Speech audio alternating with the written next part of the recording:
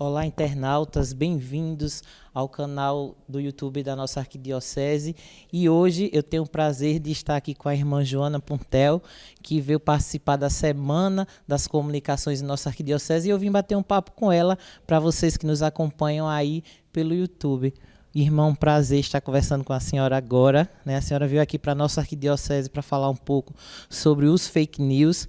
E eu queria perguntar à senhora o seguinte: é um assunto que preocupa atualmente a sociedade, né, em vários ramos, né, principalmente este ano eleitoral que está em evidência.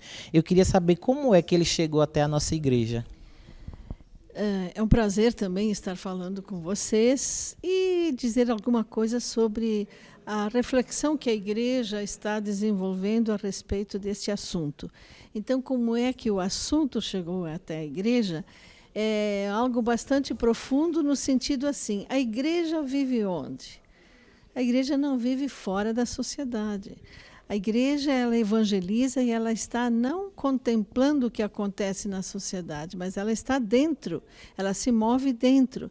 E, portanto, aquilo que nós chamamos de inculturação, aquilo que a igreja precisa sentir, o que a sociedade vai sentindo, o que as pessoas estão assim vivendo, qual é a vivência de tudo isso, preocupa a igreja, não no sentido que a igreja quer sair disso, mas tem que ver como é que a verdade, por exemplo, como é que a evangelização lida com esse assunto. Então, o assunto, porque é o assunto do agora.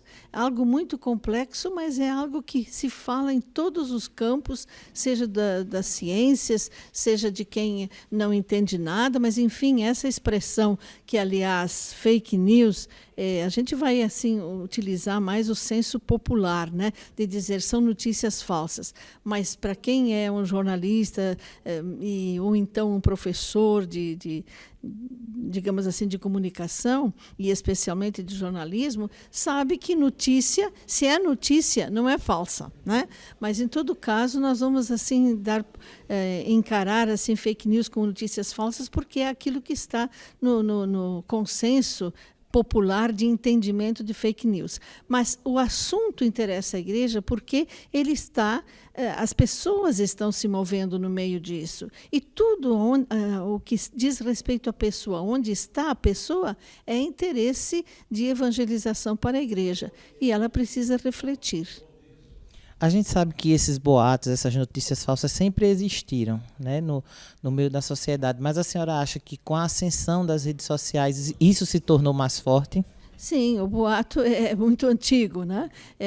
Só que, justamente, você disse bem, a questão da velocidade, da rapidez, das novas tecnologias, e no caso aqui, então, a questão da facilidade, das possibilidades das redes sociais, isso se tornou um fenômeno, digamos assim, de amplitude imensurável e complexo também, porque mistura-se a velocidade, mistura-se a rapidez, e misturam-se empresas que obtêm benefícios com isso, porque nós já sabemos que existem agências que estão fabricando os fake news e estão lucrando muito, isso nos assusta, mas, sobretudo, é a questão da pessoa que está digamos assim, entre aspas, se decompondo, porque onde que está a verdade, a veracidade dela? Então, nós estamos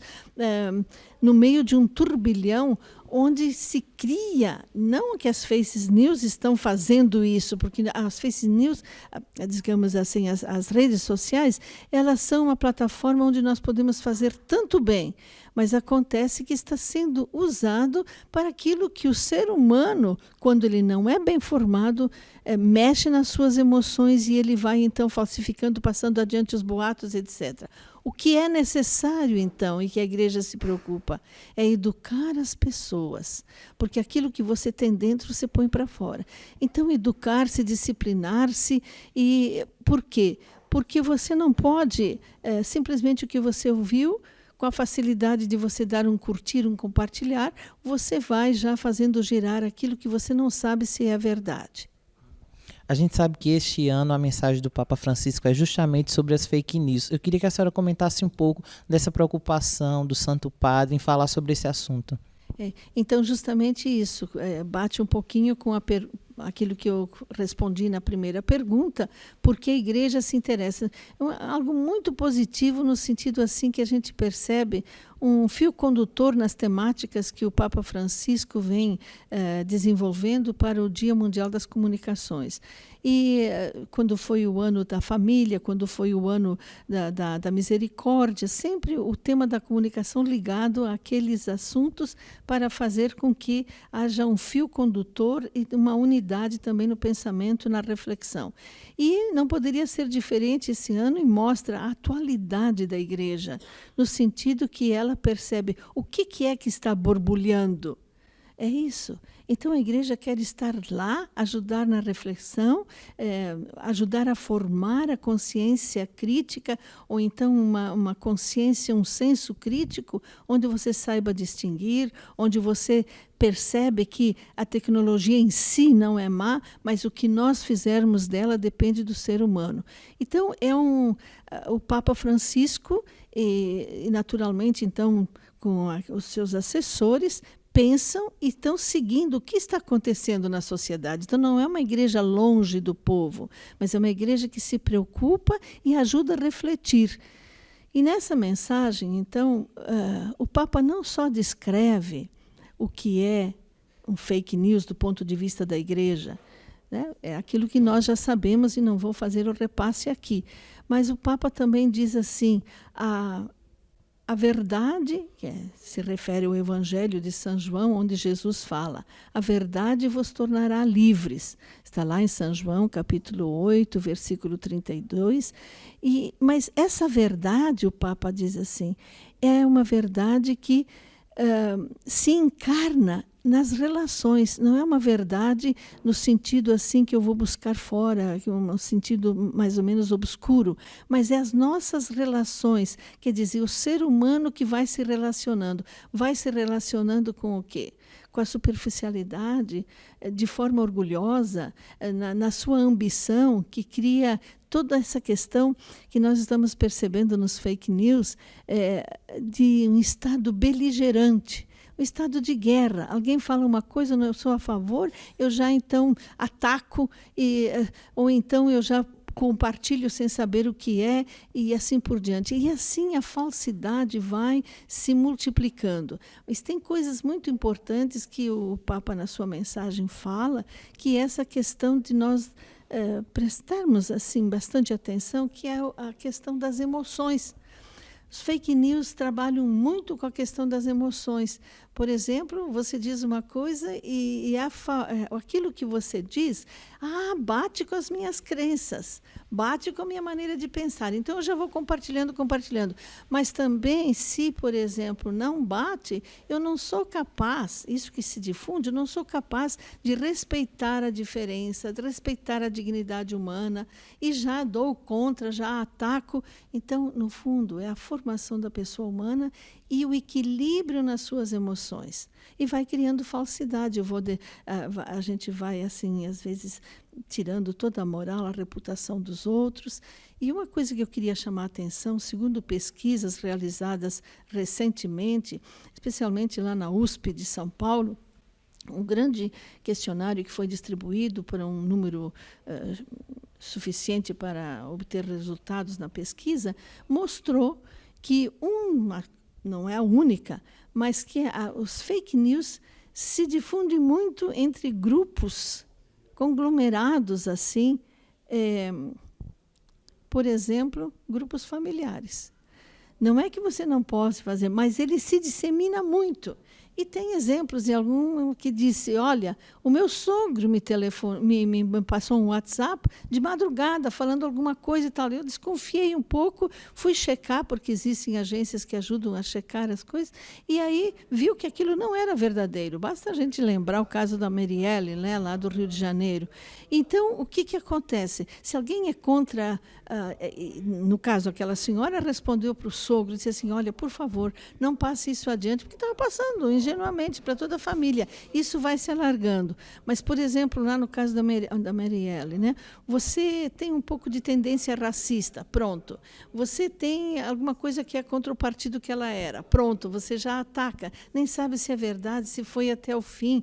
Já porque ela talvez veio lá da favela, mas ela está ajudando a transformar aquilo, mas não, já tem o preconceito de que então ela já está confinada a ser uma pessoa boa, etc. Bem, tudo isso para o jornalismo, por exemplo, especialmente para o jornalismo, mas o Papa fala da responsabilidade pessoal de cada indivíduo. Mas para o jornalismo, para mandar, por exemplo, uma mensagem dessa, precisa se ater, checar as fontes. Né? Checar as fontes. O que vai dar veracidade àquela notícia é checar as fontes. Então, um jornalista, por isso que o Papa fala, o guardião da notícia. Mas é o guardião da notícia não só por causa que é sensacionalismo, porque você, às vezes, tem um título tão bonito e você vai ler a matéria e não tem nada a ver com isso. Foi só para você vender, etc.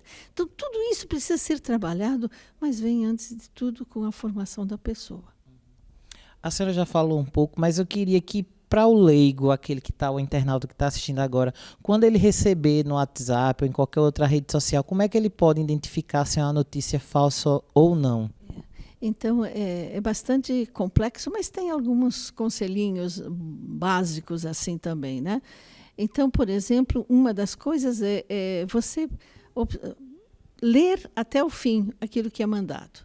Né? Porque às vezes tem 2, 3 frases e depois você está de acordo e depois é que vem a distorção. O Papa até usa uma metáfora lá da serpente, né? Que no paraíso, enfim, no Jardim de Éden, o que fez? A serpente, ela usou a mesma frase que Deus usou. Então ela enganou no sentido que ela foi veraz, mas depois ela interpretou e disse o que ela quis.